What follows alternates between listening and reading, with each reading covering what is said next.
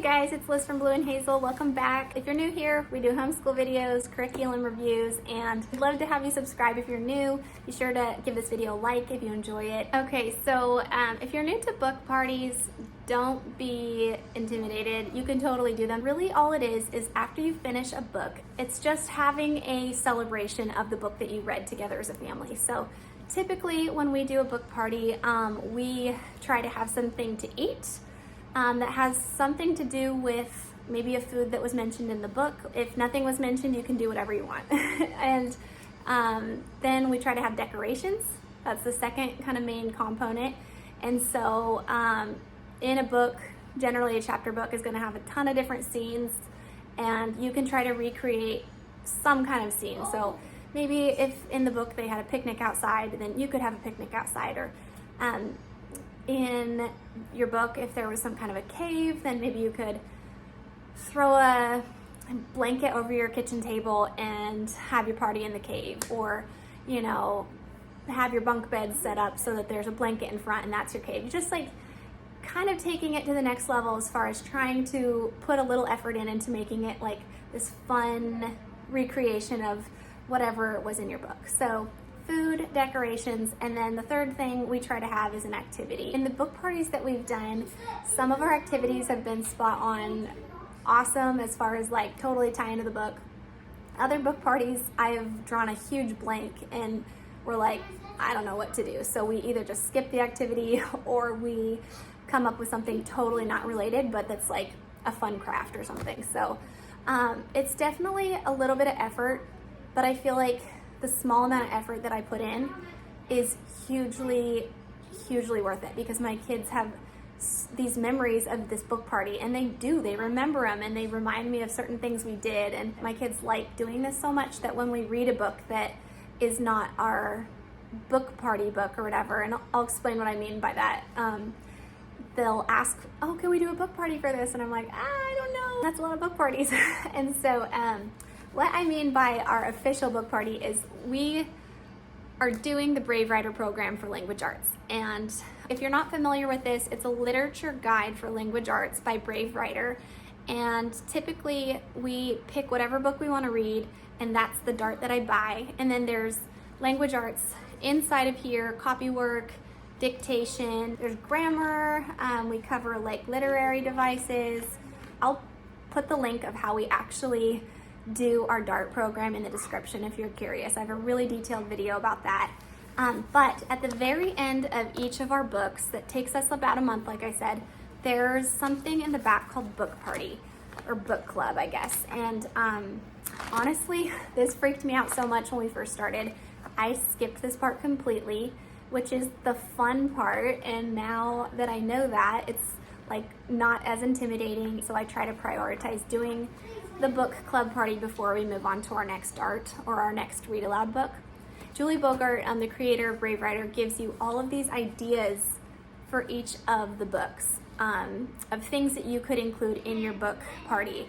And so she says not to overwhelm you with details. You don't have to do all of them at all, but just choose a few and do what you can. And so, like I said, there have been times where we finish the book and I'm like burnt out, tired, got other things going on, and I just skip the book party altogether.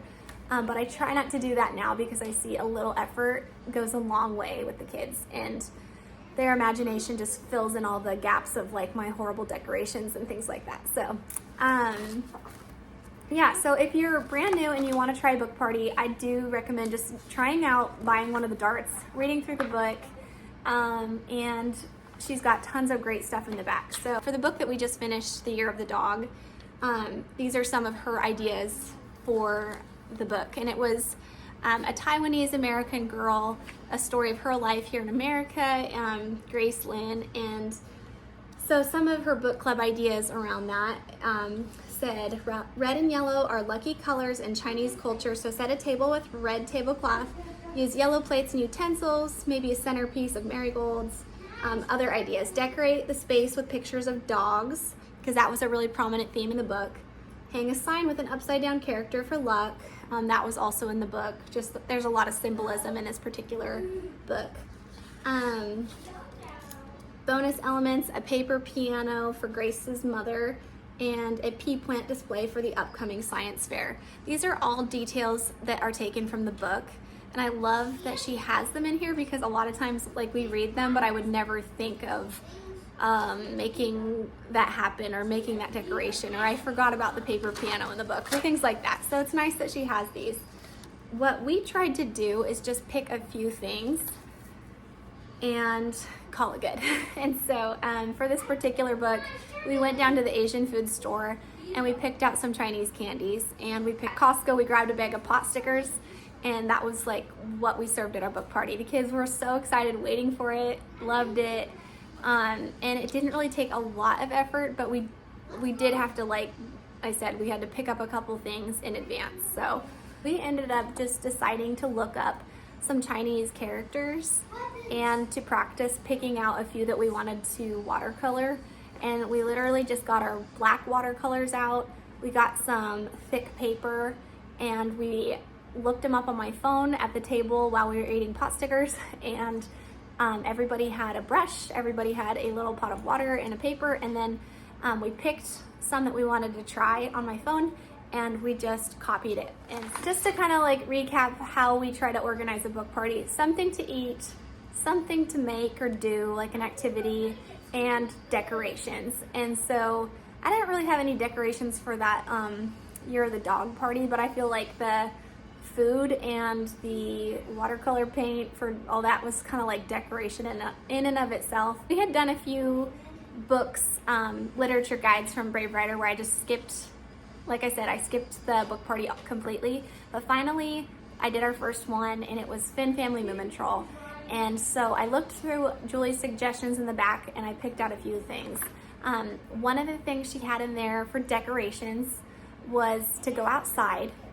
That was kind of our decor, really easy, because a lot of the book was outside. And so we went outside and set our table there for our lunch feast. The other idea that she had was to hang some clouds, because that was a kind of a prominent theme. And so we drew some little clouds and hung them from strings on the trees. And I think we had 2 or 3. They were really, really cheesy, okay? Like really cheesy. But I was so proud of myself for trying. The kids thought it was cute. And then we made, for food, we made pancakes, because that was something they did in the book. Julie had the idea in the literature guide.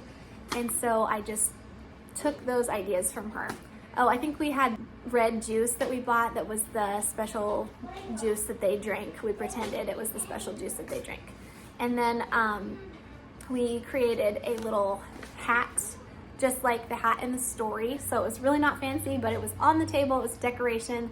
They knew what the hat represented, and it just made it feel like very cohesive, I guess. So that was that. It took maybe 20-30 minutes and it was over. It was nothing like spectacular, but I was like, yay, we did it. We did a Trumpet of the Swan party, and there were a lot of ideas on like decorations for this one. I think we kind of failed on the activity portion. We kind of tried to do like nature journaling, because that's something that the boy does in there a lot, but my kids just kind of weren't really into it, and so we just didn't really do it. I took her advice and did cups of pond water. We had some fake swans on our table. We had my daughter's basketball medals that we put on the table for decoration, because they won medals in the book. And so yeah, and then that's all that I can really think of. The food wasn't necessarily like what they ate or anything. I didn't go all out and make watercress sandwiches or anything. We just like had seriously some snacks that I had in the house. So the last book party that I wanted to mention was called Prairie Thief, and that was also a dart that we did. In the book there was a hazelnut grove, there was like an underground cave where they lived. So what we decided to do was just to build a fort. My kids love to build forts, so that was easy. They helped with that. That was our cave area. We pulled out some vegetables out of our fridge and stuck them in a bowl, just because, you know, they had stuff like that in their little house, and we didn't eat them. They were just decorations. And then hazelnuts were a big part of this book, and so I knew we had to do something with Nutella, because hello, who doesn't love Nutella? And so I looked up a recipe and we just tried making this Nutella bar. It was incredible. I will try to remember to put the link to that recipe below if you want to try it. It was so good. We also got some of those little candies that have the hazelnut inside and the chocolate crunch on the outside and gold wrapper. I forget what they're called, but they have the hazelnutty type theme. So I got some of those, one for each kid. And then for the craft, I didn't really take any of her ideas in the back of the book.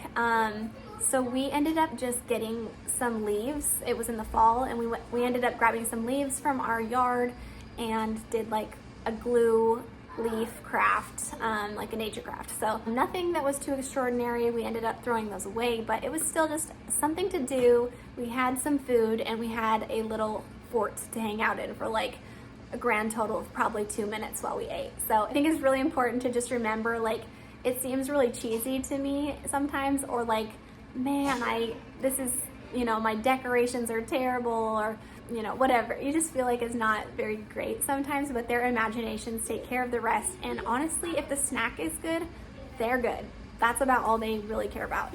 I've leaned pretty heavily on the ideas in the back of the dart to kind of execute these book parties, and I think Julie makes it really easy to do if you follow Brave Writer darts.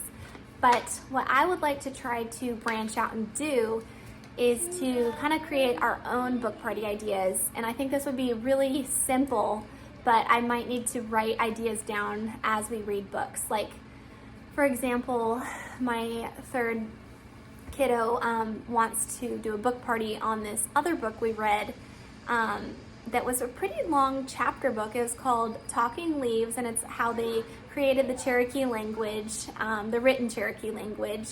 And it's from an area of the country in the South that we used to live in or nearby. And so it just tied really well into the history that we're learning about in the area that we were from. And I just found it online and I was like, oh, looks like it'd be a good book. And we read it and they wanted to have a book party, and I kind of froze because I thought, oh, I don't have any suggestions on how to have a book party for this particular one. Don't feel like you have to have a dart or a literature guide that tells you how to have a book party.